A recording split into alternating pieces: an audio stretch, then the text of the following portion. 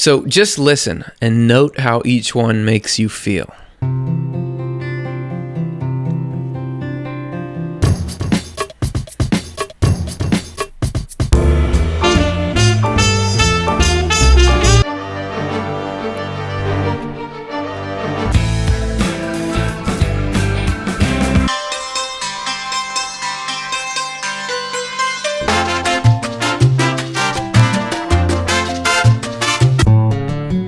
So if you're keeping track, yes, those are all default songs from GarageBand. But still, notice how music makes us feel and why. And are those sounds speaking to the body, or are they speaking even more deeply to the spirit? We're going to take a look at that tonight. Stay tuned.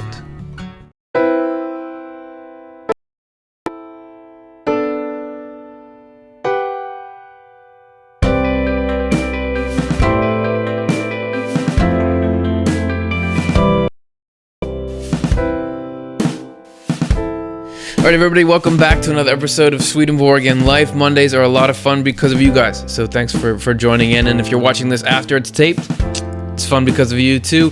So today we're going to take a look at some wonderful things. My name is Curtis Childs. I'm with the Swedenborg Foundation, and I'll be hosting this.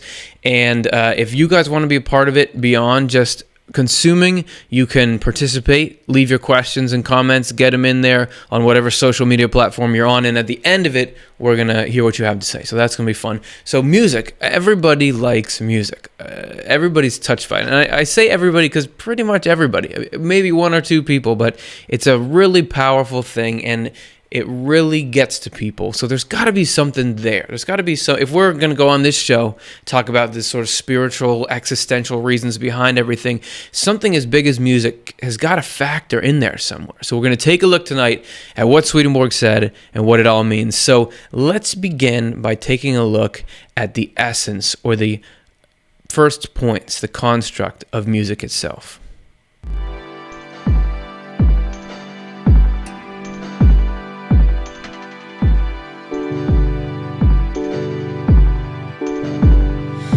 So we're going to take a tour of what Swedenborg has said, of what other people who have had similar kind of spiritual out-of-body experiences have said about music, what it means, why it means that, and how we can use it. So hopefully we'll learn some good things, and I feel like you got to start at the beginning. So let's define our subject.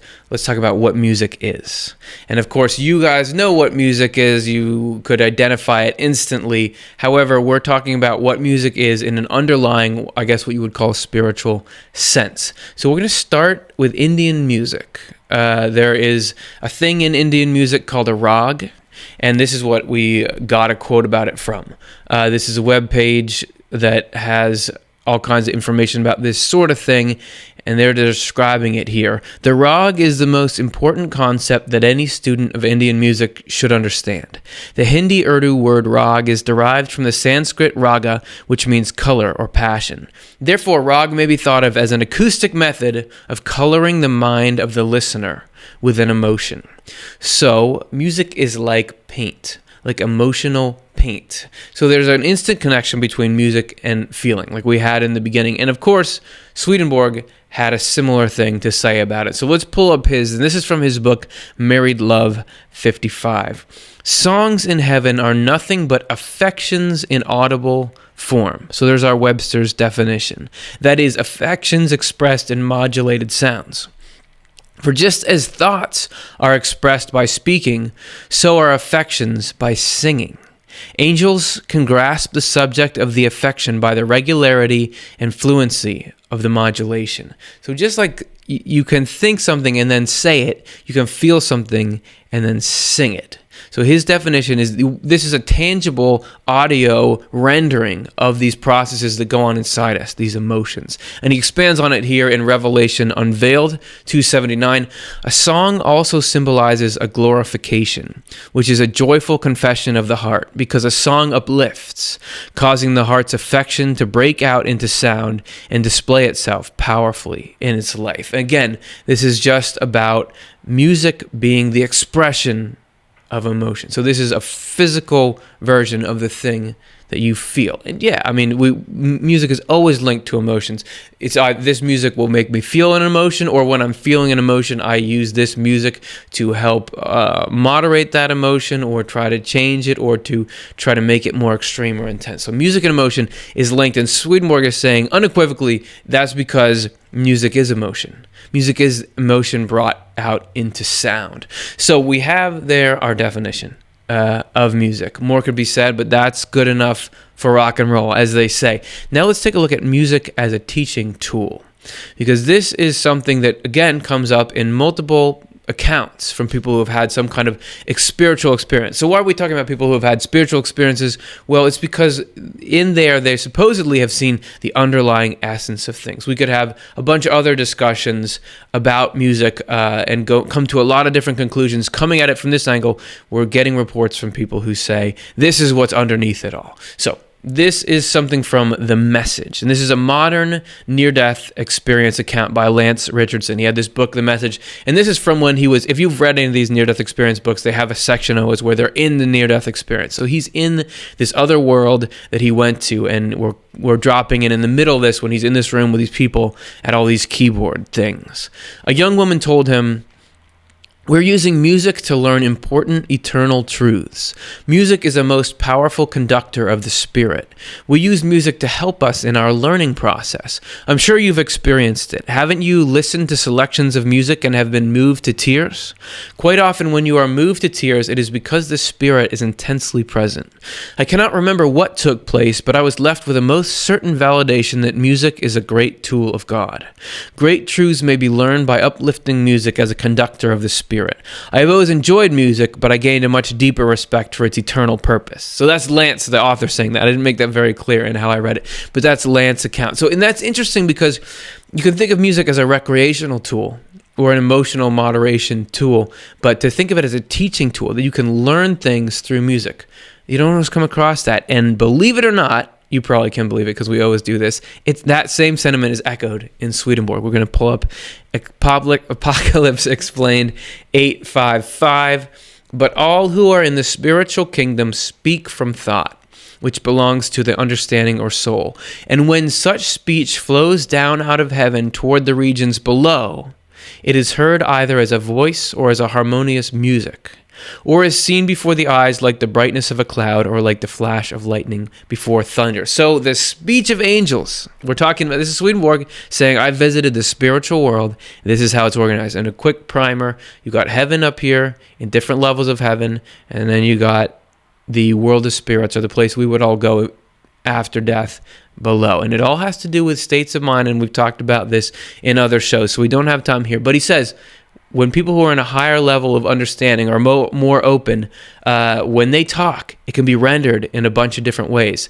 It can be heard as a voice, a few visual things, but then also music. So music can actually be a representation or a rendering, as I said, of these sort of higher thoughts. So it can actually be, it's not just a more arty way to communicate something, it can actually be the primary communication of higher truths. So I think that's cool, and so those are just a couple passages about that music can maybe even be used in ways we don't generally think of it here, and that spiritually it might even be more effective when you get into those sort of realms that these people are describing.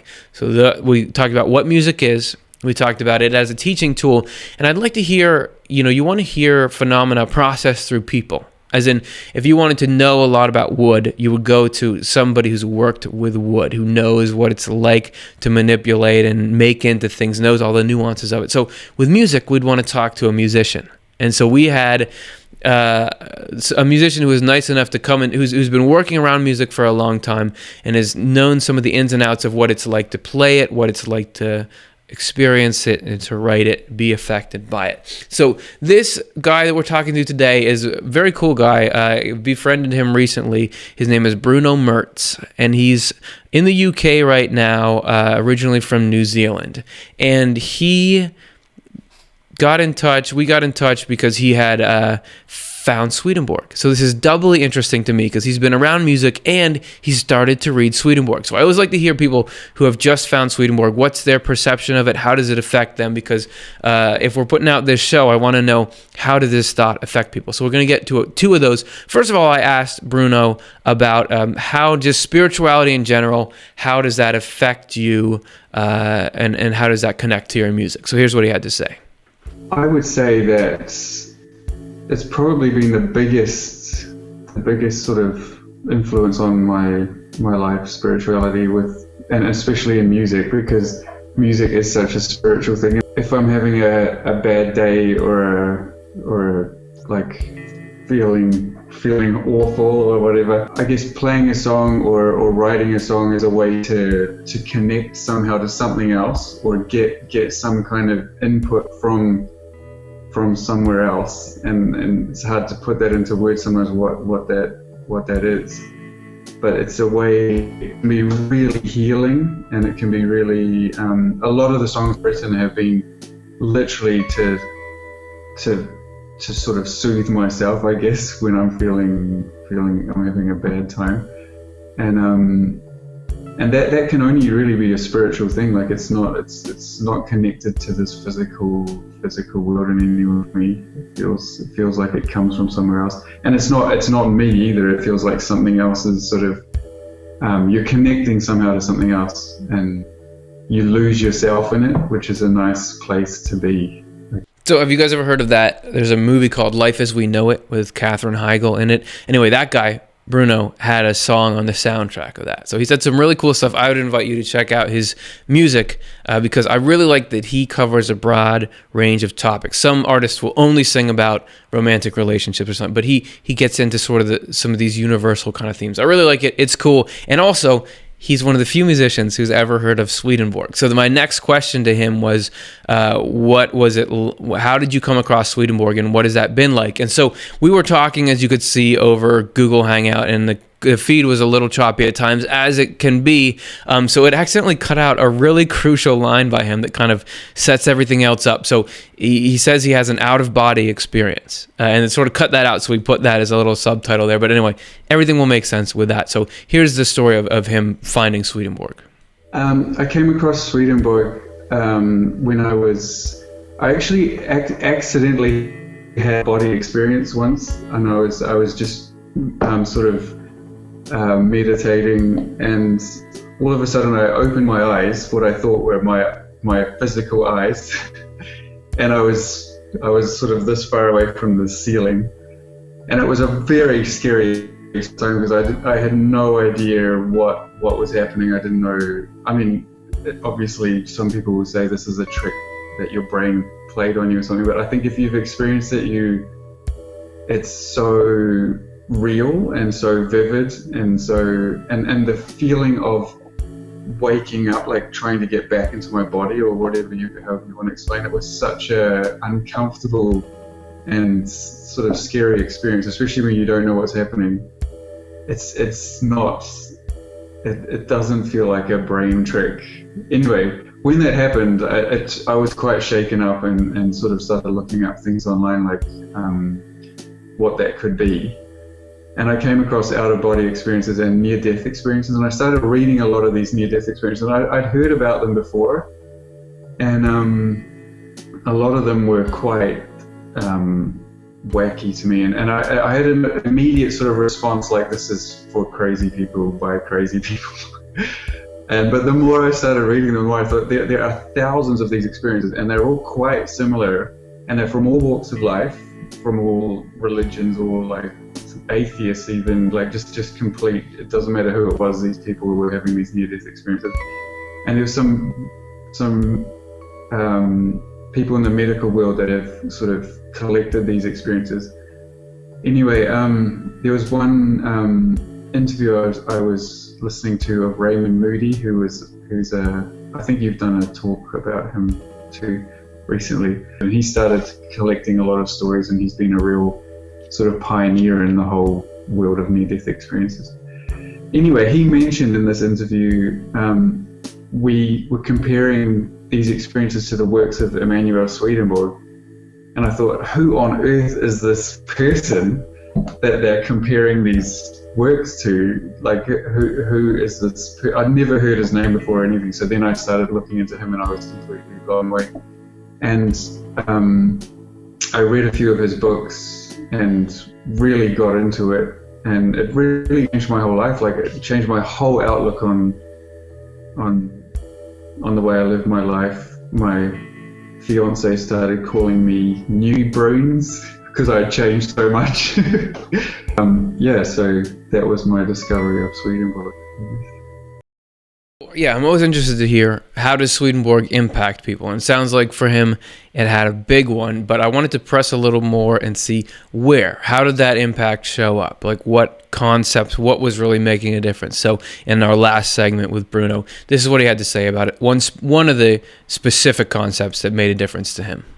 I was always a bit scattered. Like, there were two things I was good at: illustration and music. And he talked about everyone having a use, he calls it, and that continues through into the other side, where it's even more sort of pronounced. And for me, that really helped to sort of find that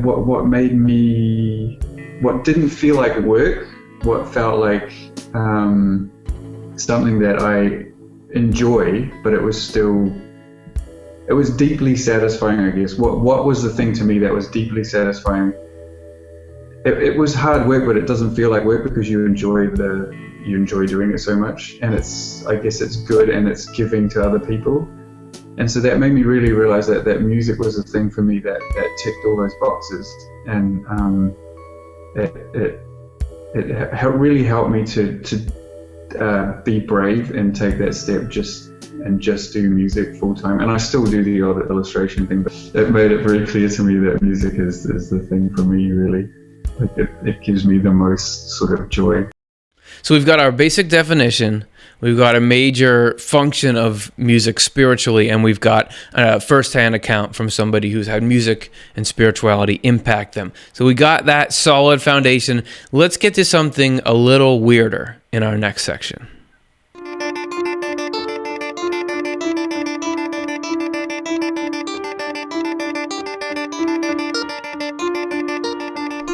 So let's say that I was going to be hanging out on this show, and like we talked about last show, suddenly there were to be an evil or negative spirit that came into the room with me. Like, let's say and let's say I wanted to change this, so I played some music. That's what would happen. And to back me up on this is Swedenborg in his Spiritual Experiences 1996 through 1997. It has twice happened that I have heard in the streets music from stringed instruments, which so soothed the spirits that they scarcely knew but that they were in heaven. So this is, Swedenborg is describing him walking down a real street, or I say real physical street, like one we can all experience, and hearing physical music, and then there are spirits with him who are hearing this through his senses because he had this channel opened up. And this is the impact of that music on them. Knew but that they were in heaven, for they were exhilarated to such a degree as to be, as it were, transported out of themselves. I perceived their delight, which was abundant, and even now, while I write, that music of strings and pulsatile chords is continued. The spirits are so changed by it that they seem scarcely the same, and they said they are in a state of mind now that they cannot think or do anything evil at all, because their gladness of mind caused by the music is penetrating their inward parts. And I love this sort of like field notes feel of that. Like, their spirits are now doing this. Now it's 4:35 and they're doing this. So the music had such an impact on them that it took them from being perhaps malevolent to, oh man, I'm rocking out. I don't want to do anything. Let's just relax and have fun. So that is an impact that Swedenborg saw firsthand, music having on spirits. And so let's take a look at an aspect of spiritual physics. You saw in that graphic before there was some upward motion. So if we took another spirit again in a diagram, you see this darkness stuff here is like negativity. self-centered kind of stuff that is not so great. It's in the mind and it's in the heart. If you play music, a certain kind of music, it can, as we saw, lift that spirit up, right? And all of us have a spirit too. But as you go up, you get brighter and happier, and you move upwards as well. Because if you're getting into a better state of mind spiritually, you go up. Swedenborg said, this is how distance work and orientation works in that world. You go up. So music can bring you into a higher state of mind, which is actually a higher state of mind. And this is also backed up by a modern near-death experience. This one from Ibn Alexander. He has a very famous book out called Proof of Heaven. And this is a little snippet from it that illustrates the same kind of point. Then I heard a new sound, a living sound, like the richest, most complex, most beautiful piece of music you've ever heard. Growing in volume as a pure white light descended, it obliterated the monotonous mechanical pounding that, seemingly for eons, had been my only company up until then. Then, at the very center of the light, something else happened. An opening. I was no longer looking at the slowly spinning light at all, but through it. The moment I understood this, I began to move up. Fast. So he has this, sort of super sound, super music come to him, and it has this impact on him. It leads to understanding, and that moves him up. So it actually moves his spirit up. So the music has the ability to literally lift your spirits. So now I have this really cool thing that I came across that shows what Swedenborg calls correspondence, and that idea is that the physical world is a representation of the spiritual world, meaning there's physical processes that match up with or respond to our counterparts to spiritual processes. And the way that the spiritual world works is the same way that the physical world works in their different categories. That may sound complicated. This is going to be a very tangible example. So we're going to set it up with a quote from Heaven and Hell 573. It's a very short. It says, hellfire means the craving to do evil.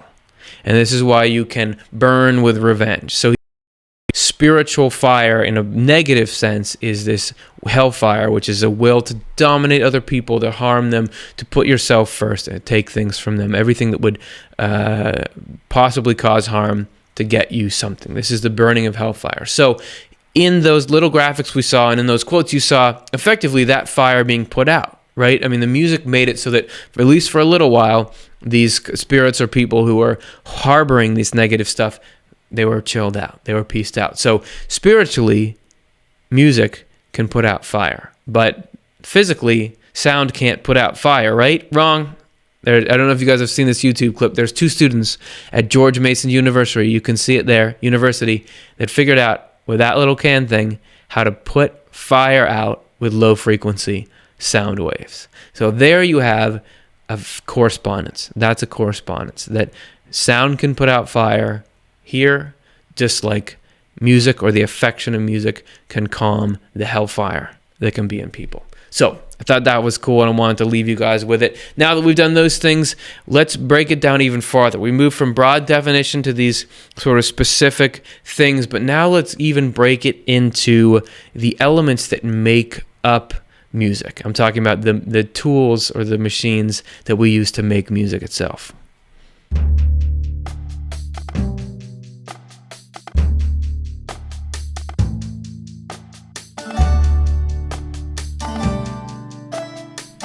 So the instruments, do different instruments matter? I mean, in the beginning we had that montage of different kinds of songs, a lot of the different feels, some of it's tempo and notes, but the instruments make have a big impact on the whole thing. And Swedenborg actually got so specific as to say that certain instruments affect you spiritually in certain ways. So let's take a look. This is again from Apocalypse Explained, where he difference between stringed instruments and wind instruments. In general, stringed instruments signify such things as belong to the affections of truth, and wind instruments such as belong to the affections of good. Or, what is the same thing, some instruments belong to the spiritual class and some to the celestial class. And you will always find this duality, good and truth, love and wisdom, in Swedenborg. That sound corresponds to affections, has been made clear to me from much experience. Also musical sounds, that the angels are affected according to the sounds in their varieties. But to adduce all such experience would be tedious in this place. That only which has been generally observed I desire to record.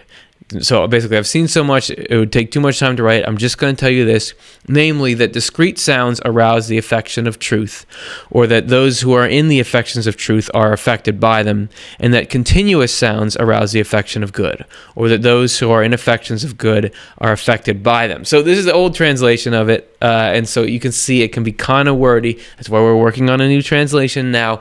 But effectively what he's saying is, stringed instruments speak more to the mind and wind instruments to the heart. And we're going to take a look at both now and notice sort of how it feels. So first we're going to start with guitar, which has got some strings.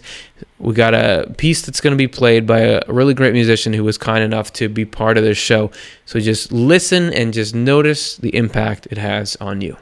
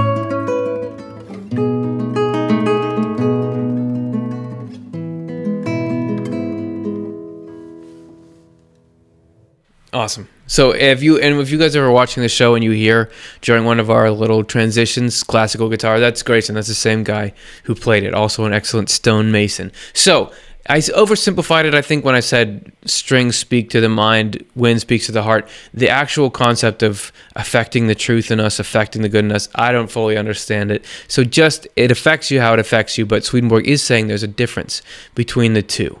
So let's now take a look. Before we do that, let's go to the other side. We talked about the string instruments, but now let's hear the wind instruments. So this comes out of the lungs and has a different sort of vibe. So again, just feel the effect. We have another musician who was willing to just jam the flute out for us. So here you go.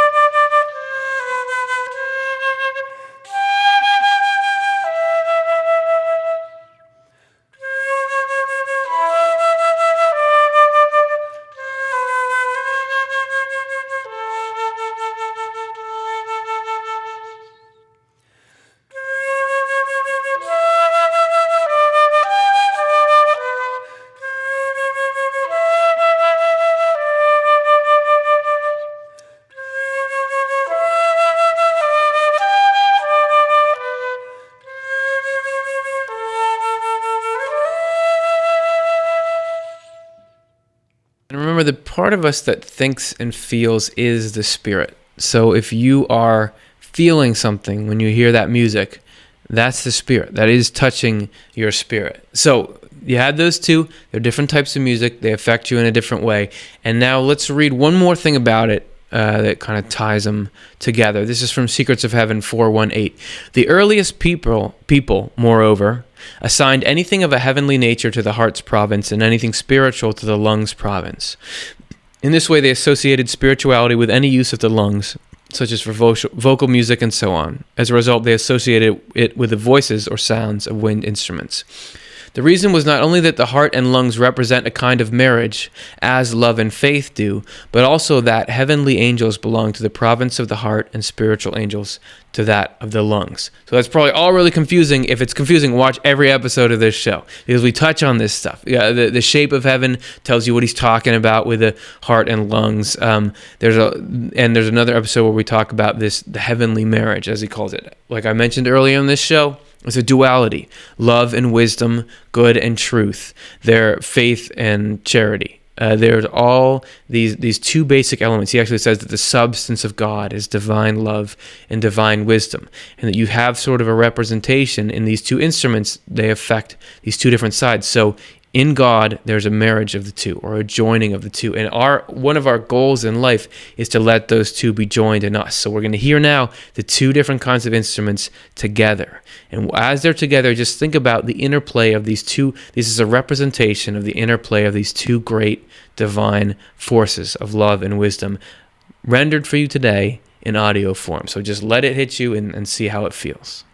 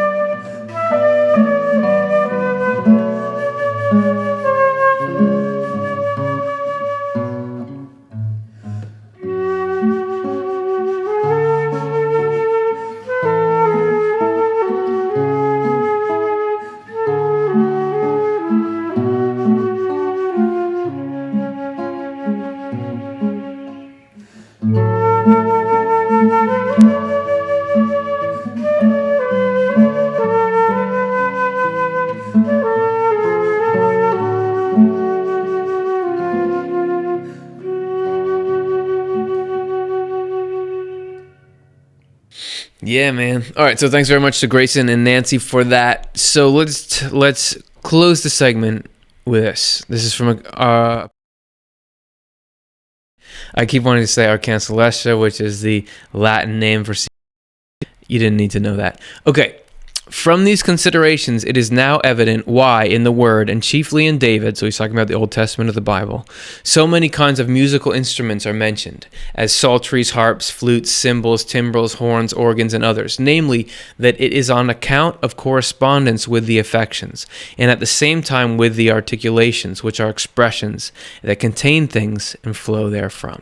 So it's not just string and wind instruments, it's all kind of instruments, and that would extend to modern instruments. It didn't stop in Swedenborg's time. Those are the ones he commented on because those were his modern, that's the modern music at the time. But everything we're hearing, everything you hear on the radio today, everything on your iPod or wherever it is, your phone, I guess, that all has some kind of correspondence. It has some kind of spiritual source. You can pick out what you think it might be. In some modern pop music or hip hop, or at least how it used to be, there's a beat and then there's music that goes with it, and sometimes you just let the beat run, then you hit the music. And is that like love and wisdom? I don't know. You guys figure it out, and then you let me know. All right, so we've been kind of going from broad to more and more general. We got to the instruments that make music, but now we're going to go even to the substrate below that, sort of the foundation of music, the mechanics of sound. So let's take a look.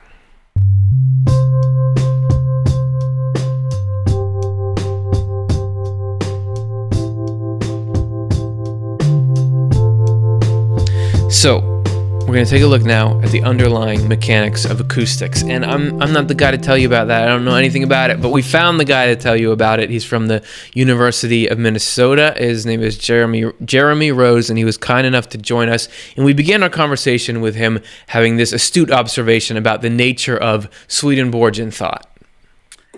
Well, one of the kind of foundations of Swedenborgian thought is the idea that we can learn about the spiritual world from the physical world. So I got interested in the physics of harmony and why harmony sounds good. Why is it that this sounds nice, but this doesn't?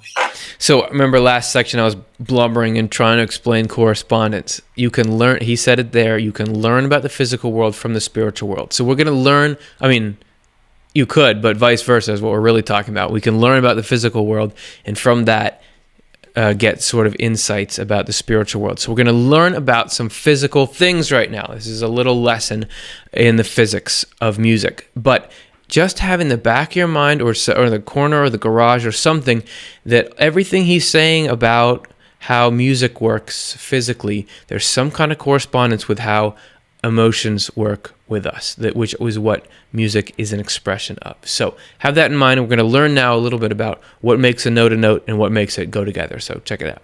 So I'm just going to play an A scale. So this note is an A. a B, C, D, E, F, G, H. No, that's not H. That's also A. This is a different note than this, but we use the same name for both of them. So why do we call them both A? Well, in a way they're the same, and in a way they're different from each other. This note is an A, which is referred to as a 440. On a tuning instrument, it says 440 on the side, which means when I pluck this, it makes the air vibrate 440 times per second. This is also an A, but it's a little different. This is an octave higher, and how does that vibrate? This one's 440. This one, it turns out, vibrates at 880. So it's exactly twice. Are you with me still? The vibrations are exactly twice as much per second. So because of that mathematical relationship that the two have, they're in our minds, our spirits put them in the same category. So we call them both the same note. All right, let's continue. So the next thing we can say is, what else is in harmony? Well, those two notes are in harmony with each other. And if this is 440 and this is 880, what's the frequency of that note? And it turns out that's an E, and that resonates at 660 hertz. So it's exactly a 3-to-2 ratio for this note. So notes that are in 2-to-1 get along well. Notes that are in a 3-to-2 ratio get along well. This one also gets along well. That's what we call the third.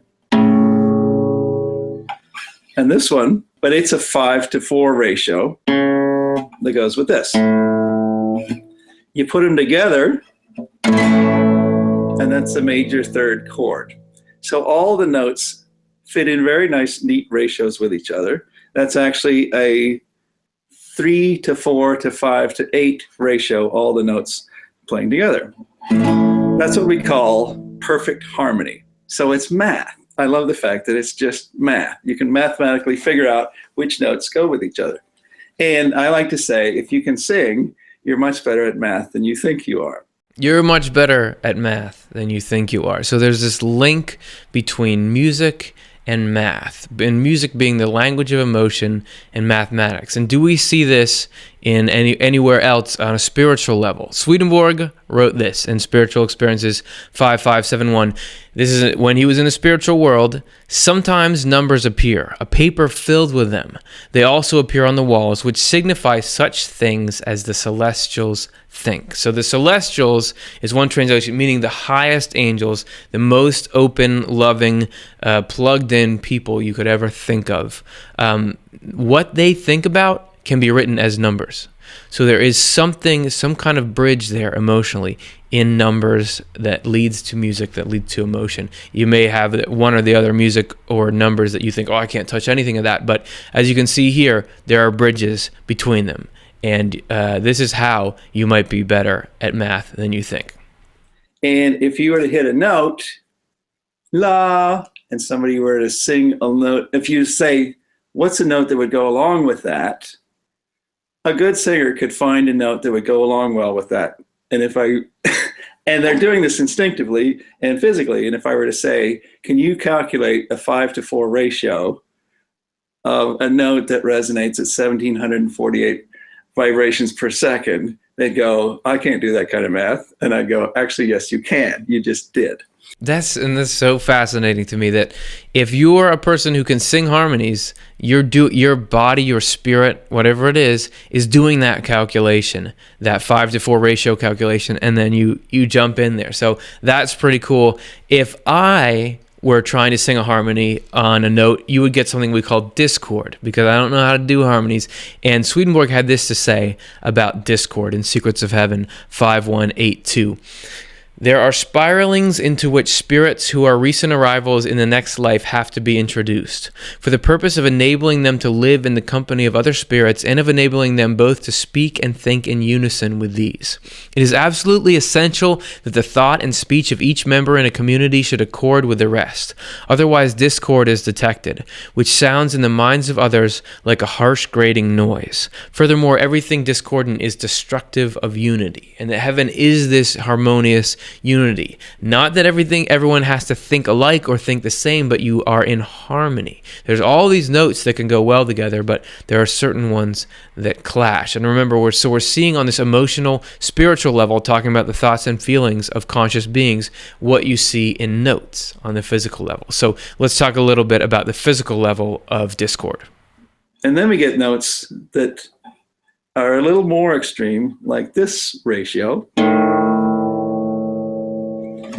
People have found that one so disturbing, they call that one the devil's tritone. And partly, why does that sound so weird and maybe disturbing? And even some composers have called that satanic or devilish, because the ratio between those two notes is very high numbers. It's like 38 to 35, something like that. So, do you guys know what harmonics are? Have you ever played the guitar? If you're playing the guitar, you can kind of bing, bing, bing, like get these vibrational somethings. These are called harmonics, all right? So, Jeremy was explaining what harmonics are and the notes kind of contained within them. And that moves us to our next section of this conversation. So what that says is when you pluck the string, it's producing 440 hertz. We said this already. This is an A string, but it's also producing that note and that note and that note and that note at the same time. So one string is producing all these layers and layers of frequency. So as soon as I heard that, the idea that there's layers within layers there, it made me think of this in True Christianity 280. I didn't know where it was, but I knew Swedenborg talked about this, so I searched it out and found it. One earthly idea contains many spiritual ideas, and one spiritual idea contains many heavenly ideas. So he says there's this within, and he talks about it more at length, that within our thoughts there are all these spiritual and celestial things that we don't even realize, these elements that kind of make them up. And to me, that sounds like Jeremy's talking about, here's a note, boom, there's A on your guitar, but there's all these other notes that go up and up that we don't even know, and some of them are so high that you can't hear them. So I felt like that was a really cool plug-in. All right, I'm going to let him continue talking. And this gives us a hint as to why strings that are in a low number ratio to each other sound good and high numbers don't. Okay, so these two notes go together well. Why do they go together well? Well, let's take these two. One of the interesting things is if this string produces this and this and that, all those frequencies are in there, and then this string produces that and this and this and this, I can make the same note here and here. I've put my finger down in different places on different strings, but they both made the same harmonic. So what does that tell us? That tells us they have a shared frequency. There's something in common. Both these two different notes are both producing a higher tone. And the more perfect the harmony, the lower down that tone is. And if I play really weird chords like this, there are shared frequencies, but they're way, way high up there. The ratio that would produce both those notes is really, really high up there. So for me, that's just like bursting with spiritual application, but I'm going to let Jeremy say it himself rather than hogging the spotlight here. So what's the spiritual lesson of all this? One lesson that I draw from this when it comes to people and people getting along with each other is the idea of finding the high harmonics.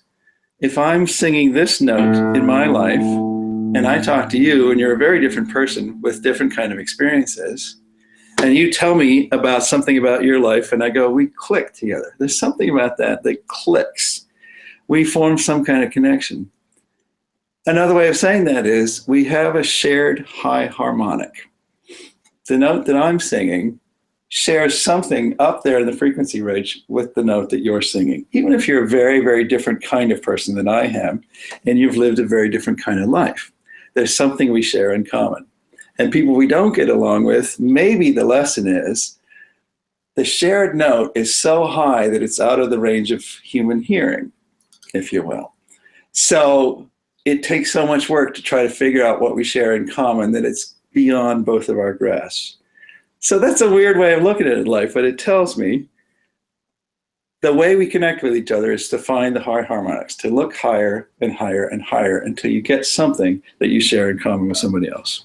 So physically, music is telling us there is something shared. You just got to look up and up. And if this is an analogy or this is a representation of something spiritual, it must mean that all of us, the notes, the emotions we have in our lives, discordant as they may seem, up at the top, they share something. And Swedenborg in Heaven and Hell 297 flows into each one of us according to heaven's design, into our inmost nature. So everybody, even people who are the most negative or evil or whatever you would call it, there's God is pouring love into this deepest part of them. Even if they don't realize it, if it's shut off, it's always there. And so I sort of think of that as this high harmonic that every person has something in common with you, and this can be yet another reason to have compassion and empathy. And I also think about a couple episodes ago, we did an episode called The Spiritual History of the Human Race, and Swedenborg described this ancient church where there was different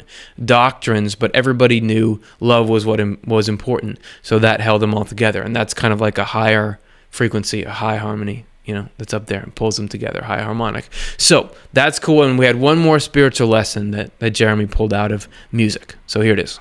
Okay, so I've changed guitars and now I'm playing a 12-string guitar. And why are there 12 strings on it? And here's how they sound individually.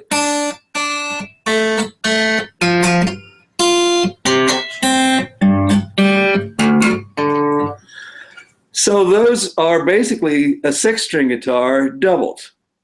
There's 2 E strings and 2 B strings. And when you play a nice chord, it sounds great. Why does it sound better on a 12-string than it does on a plain old 6-string guitar? What is it about having twice as many strings? Partly it's the fact that these 2 strings are pretty much the same frequency, but not exactly the same frequency. No matter how carefully I tune them, they're always going to be a little bit different from each other. So that when I play 2 strings that are on the same note and they're a little bit different, it makes it thicker, it makes it fatter, it makes it sound nice and rich. This is the same reason that the Mormon Tabernacle Choir sounds nice. Mormon Tabernacle Choir is 360 people. There's 90 people playing each part. Why is it better to have 90 people singing one note than just one person singing one note? Why do we go, that sounds really nice and rich? It's because they're all a little bit off from each other. One person might be singing a note that resonates at 3,480 hertz, and another person singing at 3,484 hertz, and another person 1,472. They're all a little bit off from each other, and that makes life nice. That makes life fun. So the lesson from this is life gets richer due to differences and slight variations. So it's not pure math anymore, it's fuzzy math, but fuzzy math is nicer than pure math. And so Swedenborg's saying that heaven, or the grand idea of human community, is made up of people who are different but working together. He says that everywhere. And actually, we did an episode about it. It's called How Different Religions Coexist in Heaven. And I'm plugging a lot of our episodes this time. But you start to see, can you see now how everything in Swedenborg ties into everything else? So the more you learn, the more everything else makes sense. All right, so we've been learning about the roots of music and how it affects us and what it's kind of made of, but let's just get down to, do they jam out in heaven? What is the music like on the other side?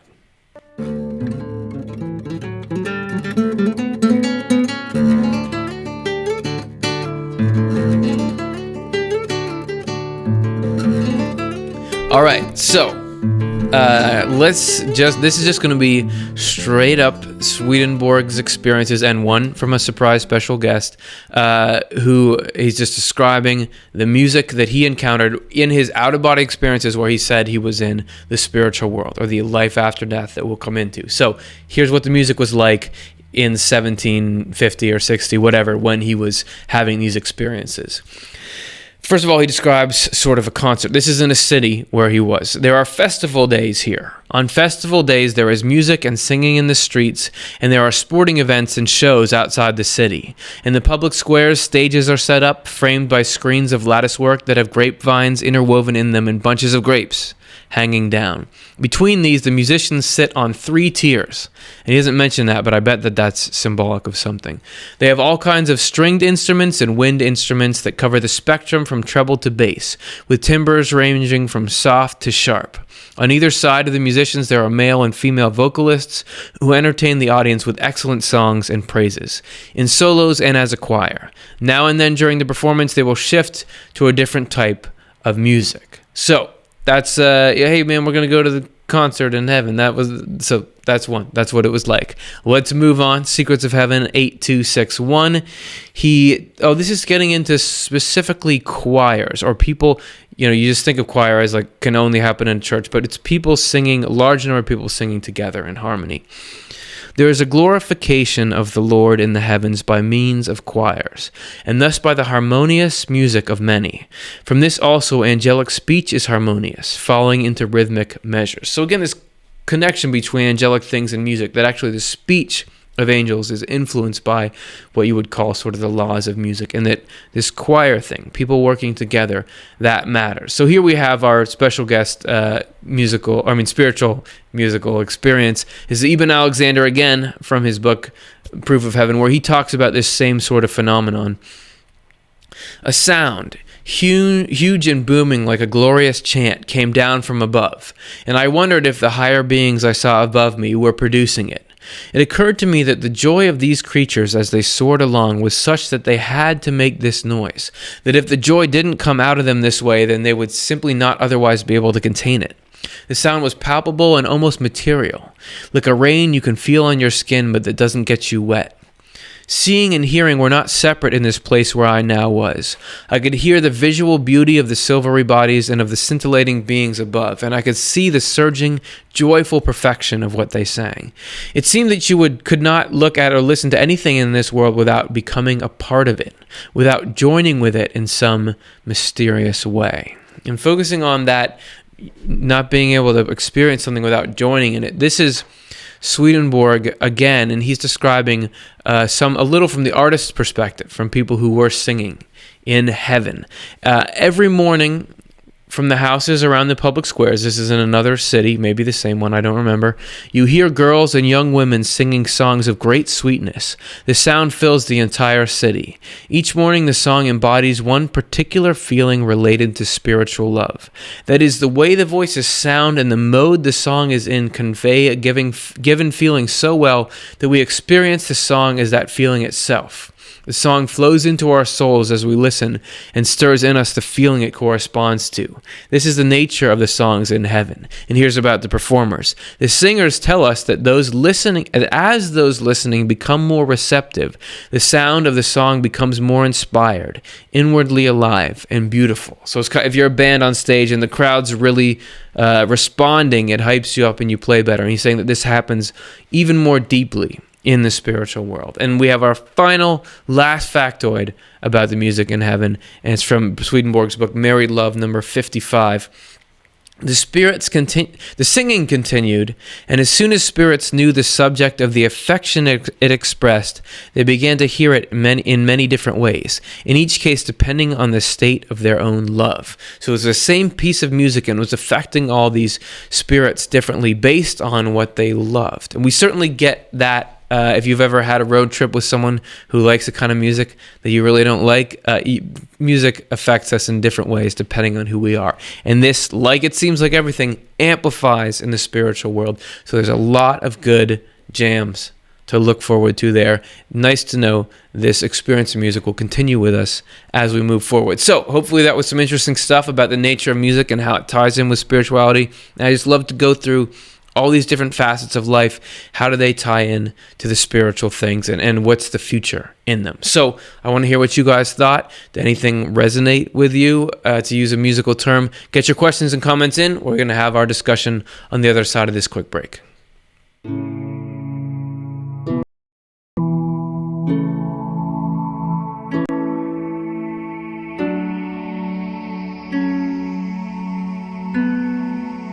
It's that time again. Showtime. This is when the real show begins, when we get to hear from you guys and what you've been thinking about the whole thing. So let's take a look now at our questions. This first one is from the mighty YouTube. It's Blender.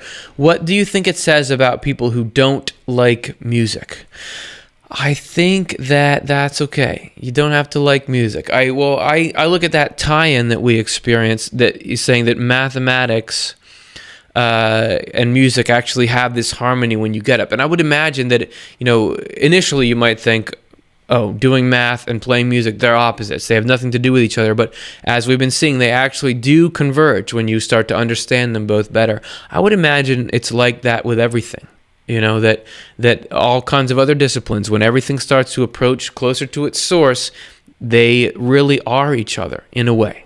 So I would imagine it's as we said in this episode and in others, heaven takes all kinds. So there's probably going to be some people who don't like music, and I don't know, would they not like any music? Who knows? Could be. Doesn't mean there isn't a place for them. It doesn't mean that they can't experience life and find that same meaning and that same joy in other things. That's what I would say. That's just me pulling that off the top of my head, though. I could be right. I could be wrong about it. That's what's fun about the question segment. I just get to say things like I know them. So thanks for that question. Let's take a look at our next one. This is from Dean on YouTube. Is there music that is not spiritual, like heavy metal screamo? I don't know. I don't know if heavy metal screamo is spiritual or not spiritual. It could be that it touches certain people. As Swedenborg was describing in these experiences, that there was people affected differently by the same piece of music. So it could be that there's a quote from Swedenborg that I'm going to paraphrase, that God speaks to every one of us, but he speaks very differently from one person to another. So it could be that people are being spoken to through that. That's not to say that all music is good. Music can certainly have a negative influence. The messages in music through lyrics, I think just listening to the radio, I'm often like, I don't like the worldview. I don't like the idea this music is putting out, even if you like the beat. And I sort of think that that's an analogy. That's a correspondence, that if music is like feeling, the ideas in there can be bad, but you sort of, that's fine because I like the music. Isn't that just like something that hurts somebody? But if I like it, it's funny, it feels good, so I'm going to do it, right? Isn't that sort of like the music that pulls you toward, those feelings are the music that pulls you towards something bad? And and there's probably some music that stresses people out. Isn't that healthy? Everything in doses, but I would say that it's not like, all music is great. Just like not all emotions are great. There are some that cause a lot of harm. So that's what I would say about that. All right, 2 for 2. Let's take a look at the next one. This is from Barb on YouTube. Do you think those special songs, we all know a few, are inspired or come to the writers from angels and spirits? I think so. We heard Bruno in the beginning of the show saying that it feels like something's moving through him. I certainly, and you will hear artists that some of their best songs just came to them, and I've written some songs myself. The process is really like a package gets delivered. There's sometimes when you're sort of assembling pieces, but a line or a chorus will just come to you. And I think that Swedenborg says everything's coming in from the spiritual world, that we're just one step on this giant, wonderful ladder that's where goods are moved from God down, all the way into the ultimate here. So I would think that, and as maybe the ones that we're thinking of, it does seem like certain songs just have this really powerful, like, where did that come from? And even sometimes people who write them, well, where did that, I don't know where this came from. I wouldn't have thought of it. So, maybe some are coming from even a higher source. It's all the way Swedenborg would describe it. It's all from the divine, but maybe some don't lose as much in translation, and we get these really powerful messages. So I would think so. All right, let's take a look at another one. This is from Fuzzman on YouTube. What about the correspondence of percussion instruments? And it's a great question, and I think that we talked a little about timbrels in there, which I think are is an old school word for a certain kind of percussion. But if you think about what it does, it sort of seems like it's more on the truth side. Well, when I think about, he said interrupted sounds are sort of the truth, the intellectual side. You think about the guitar being plucked. However, if you think about a beat like as a thing that's moving forward, it seems to be more maybe on the love side. So in conclusion, I'm going to say I don't know, and I think it's probably complicated, that it's not just all, think about the different feelings, that all the different feelings are a different correspondence. Think about a snare drum versus like a hand drum, a triangle versus like an electronic drum kit. There's a lot of variation in there. I would imagine it crosses over, that there's probably all these nuances to it that we don't know. So that's a good question and an okay answer. So let's take a look at our next one. This is from Mark on YouTube. Is there a spiritual cause for a tune to repeat over and over in your mind? Wow. Okay. That's a great question, because why does that happen? Why does that happen? I don't know. I don't know spiritual things other than from what I can sort of read from people who say they've experienced it, and what I can kind of then pick out in patterns of life. So I'm not an expert on it. I will say this. Swedenborg does describe the operation of evil spirits, as we covered last week, on people in detail. And he does say that one thing evil spirits will do is try to focus someone's mind on one thought with no let up. And you see there's people getting consumed by worry about one issue. One thing looms large in their mind, takes away the joy from their life and their ability to function and do well. So I wonder if that's some kind of cousin of that. Because sometimes it's okay, but a lot of times it's kind of antagonistic to have this song that you don't really want there in your head. So Swedenborg would say there's a spiritual cause. Everything has a spiritual cause. Whether it's a spirit, like some kind of like a spirit is interacting and trying to mess with you, I don't know exactly, but he does say that interesting thing about evil spirits. So that's a great. I'm wondering that too. If you all find the answer out to that, let me know, okay? All right, let's take a look at the next one. This is from Lisa on YouTube. I was kind of hoping we could all sing in the afterlife. If I can't sing now, will I be able to in the spiritual world? Please say yes. Yes. And I'm going to say that with some confidence for a couple of reasons. One is I have a hazy feeling that Swedenborg says it, but that's not enough to go on. However, Swedenborg does talk about people being able to speak well automatically in the other life. I read this thing once that people's number one fear is public speaking, and their number two fear is death, or something like that. That not is comfortable articulating ideas, and especially to a group or so. So speech doesn't come naturally to all of us. But Swedenborg does say, he says, there's many places that when you get into the next life, all people can articulate ideas, speak more eloquently than they ever could before. So it would just seem to follow in lockstep with that you can sing. Yeah, it does seem weird that some people get to participate in this music thing and some get to be fans, but fans only. I would think that, yeah, because everyone can speak, everyone can sing, and why not? And if it's an expression of it, we all have emotions, so it's just the translator, right? It's not like the people who can't sing can't feel, so it's got to be that it's just some mechanism that should be, repaired in the spiritual world. And I think about the process of singing is so unconscious. If I want to sing a note, it's not like I understand the mechanics of how it works. So it's being done for me, really, when I can sing. So why wouldn't it be done for everyone there? So that's my thought on that. Let's take a look at another. These are great questions. Ben Gabby on YouTube. Throughout the evolution of music, people's tolerance for dissonance has increased, allowing for music that some people interpret as discordant and others enjoyable. What are your thoughts? This is a great question.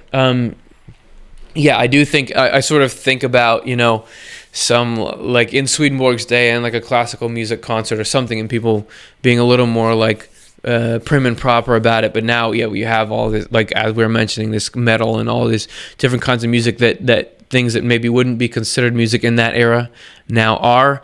I mean, I think it's got to be something good. I feel like people who are like, oh, the devil's music is here. They don't seem like there's a lot of wisdom behind that. Message-wise, yes, there can be harmful things. But as far as different kinds of tones, I would think it's an expanding to accept more kinds of people. I mean, isn't that to find the beauty in a wider range? Unlike the things that are just obvious. I mean, certain kinds of music are obviously beautiful. Major kind of chords or things that are very musical. That's obviously beautiful. But is it a symbol of being able to look more deeply and see beauty where you might not see it, or see past some rough edges into a deeper sort of beauty? So it seems to me like a positive thing. So, love to see what you guys think of it. Feel free to leave some comments about that. All right, we're going to keep going for a few more here, but we'll get you guys home soon. Our scene on YouTube, what is your favorite music or artist? Yeah, you mean me, like Curtis? Oh, man, I don't know. I've gone through some significant evolutions. At one point when I was young, I was growing up in the 90s, so let's see, I would like Rage Against the Machine or Sublime. This is such a waste of time for me to tell you guys my personal bands, but I'm gonna do it since that question made it through. Those kind of bands were like cool to me, but it's so funny, things I'll look back on now that I'm like, oh man, I don't really know if I like that, or the music is good, but I really don't like the lyrics to that song. Now I've got, I'm like a little blander in my taste now. I like, a lot of times I just want instrumental music because I don't want somebody else's worldview projected on me. I've been listening to a guy whose name is Bon Iver. I just like his vibe. He's really laid back. Anyway, that's all you're gonna get about what music I like. But thanks for the question. What music I like doesn't matter. It's not like I have better, smarter taste than anyone else. Okay, but I do appreciate the question. It is something you do want to know. Let's take a look at the next one. This is from Blender again on YouTube. Does it make a difference to the listener if the creator of the music is self-centered? Oh, yeah, good question, man. I feel like maybe not, and this is why I'm going to say it. Because Swedenborg writes that God can accomplish good things through bad or self-centered people, and sometimes just as effectively or more effectively than through humble sort of good people. Because people's self-centeredness, like you think about some musician who's really self-centered and thinking about their career and wanting to be really prestigious and perceived well, that can actually drive them to practice and hone their craft and try to write better. You can actually get good songs out of that. Doesn't mean the process is good for them, but God can still bring good things through. So I would think, you hear all about musicians or scientists or all these kind of people that were in life were really not very nice people at all, but they've made beautiful things. And I think that's showing that this is God coming through, even through, people who maybe had the wrong priorities. Good things can be brought to everyone. So that would be my thought. Sometimes you can hear something about an artist that just makes you say, there's no way. I'm not doing this. I'm not listening to this. It changes how you hear it. But I think in general, the art can be its own thing. So 2 more we're going to get to. And the next one is from Fuzzman on YouTube. I wonder if the birds singing are them showing their affection around their environment. It could be, man. I mean, if songs in human beings are expressions of that, wouldn't animal noises be even more directly, because they don't kind of have the self-consciousness or the filter? And certainly bird music can evoke a response. So that's cool to think about a little bird singing its heart out, Okay, so one more, and then we're going to go. This is from Blender on YouTube. Do those rules, the correspondences of instruments and their effect, apply to the digital versions of those instruments? Yeah, man, that's a great question. I would think so. Especially, some digital instruments you can no longer tell the difference. Digital instruments, through a really good speaker system, you're going to get the same sound waves. So I would imagine, unless there's some kind of intrinsic thing that's wrong, it's going to hit your ear in the same way. Your physical body's not really going to know the difference, and so perhaps the spirit can get the same thing out of it. Yeah, I wonder. If they could ever develop a spiritual tester machine, sit somebody in a room with the real thing. Can you feel the difference? If you can feel the difference, there's a difference. But I would imagine that recordings or digital things. It's the same sort of stuff. But then again, that phrase is key, I would imagine, because that's all this answering the questions is, me imagining things. Thank you guys. That was a lot of fun. I'm glad that we got to do this music topic one. I think that's cool to bring it in. If you guys are enjoying the show, please consider making a donation. It's really been great getting support from all of you. Realize that the show, it all runs on donations. We're obviously not charging for anything. We're trying to give everything away as much as we can, so that when people get into a state of mind where, I want to support this, help it reach new people, they can. But when they don't have to. So that's what we're trying to do. It's tax deductible. There's a link in the description. All right. Now, the next episode, we're going to take a look, we're going to swing around a little bit to look at sort of the beginning of all of our spiritual lives. And we're going to do that through the medium of one of the more controversial and famous religious texts. So we're going to take a look at what the 7 days of creation mean.